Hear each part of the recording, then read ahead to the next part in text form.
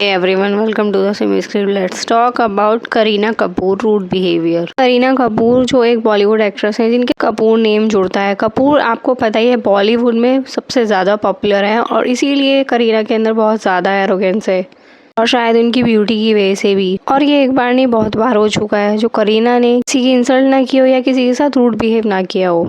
Recently दिया मिर्जा जो एक बॉलीवुड एक्ट्रेस हैं उन्होंने एक इंटरव्यू में बताया करीना के बारे में कैसे करीना रूडली उन पे चिल्लाई थी, वो भी सबके सामने।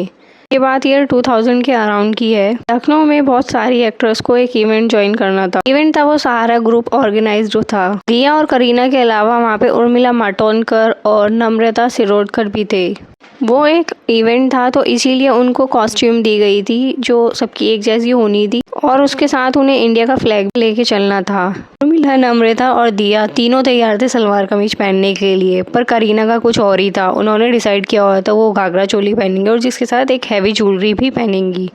तो ये जो करीना का बिहेवियर है ये कुछ अलग ही है, बिकॉज जब सब सलवार कमीज पहन रहे हैं तो फिर वो अलग क्यों पहनेंगी। यहीं से उनका ईगोस्टिक होना दिख रहा है क्योंकि करीना घाघरा चोली के साथ फ्लैग भी लेके जाने वाली नहीं थी, मना कर रही थी। तब देखकर नम्रता को थोड़ा बुरा लगा और वो अपसेट हो गई। दिया ने नम्रता को समझाया कि हम एक ग्रुप में चलते हैं और करीना को छोड़ दो, तुम अपनी ड्रेस लो और तैयार होकर चलो।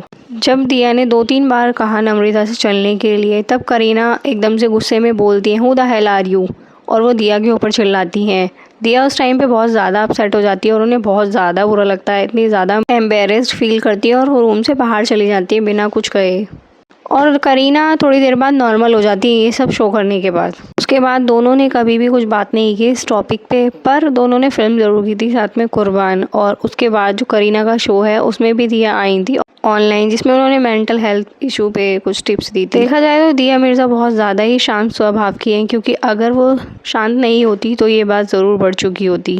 पर करीना ने सिर्फ दिया के साथ ही रूड बिहेव नहीं किया है, वो बहुत सारी एक्ट्रेस के साथ कर चुकी हैं, जैसे प्रियंका चोपड़ा और अमृता राव। उनका तो करियर ही खा गई है ना करीना। और या फिर बिपाशा बसु।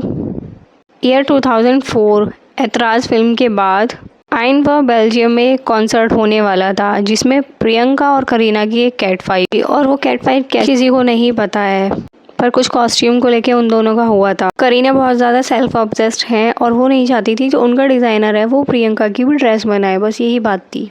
इसी बात की वजह से उन्होंने प्रियंका से फाइट कर ली। ये फाइट बहुत सालों तक चली। 2023 में करीना ने कुछ इंटरव्यू में बोला कि ऐसा कुछ नहीं था और कुछ बात नहीं थी, बीसी और मेरे भी सब नॉर्मल। रीता राव और शाहिद कपूर विवाह फिल्म कर रहे थे और उस टाइम पे शाहिद का अफेयर करीना कपूर के साथ था। करीना को लगता था अमृता और शाहिद का कुछ रिलेशन है, बिकॉज शाहिद और अमृता तो पहले से ही फ्रेंड थे, इश्क प्यार व्यार में दोनों साथ में थे, अगर आपको याद हो तो इसीलिए शाहिद फिल्म के सेट के अलावा भी अमृता से बात किया करते थे जो करीना को डाइजेस्ट नहीं हो पा रहा था। और इसीलिए करीना बहुत कोशिश करती थी अमृता से फाइट करने की, और उन्होंने खुद ही नहीं अपनी फ्रेंड से भी बुली करवाया अमृता को और स्लैप भी लगवाया ईशा देओल से। और यही इंसिडेंट के बाद अमृता राव ने बॉलीवुड छोड़ दिया था, पर उन्होंने ये नहीं कहा था। साथ कुछ ऐसे इंसिडेंट हुए जिनकी वजह से वो बॉलीवुड छोड़ रही हैं। उनका कहना ये था वो अपनी पर्सनल लाइफ में इंजॉय करना चाहती हैं या फिर अपनी पर्सनल लाइफ को टाइम देना चाहती हैं, इसीलिए बॉलीवुड छोड़ रही हैं। और बिपाशा बसु का इंसिडेंट तो आपको पता ही होगा, क्या ही कहा था करीना कपूर ने उन्हें।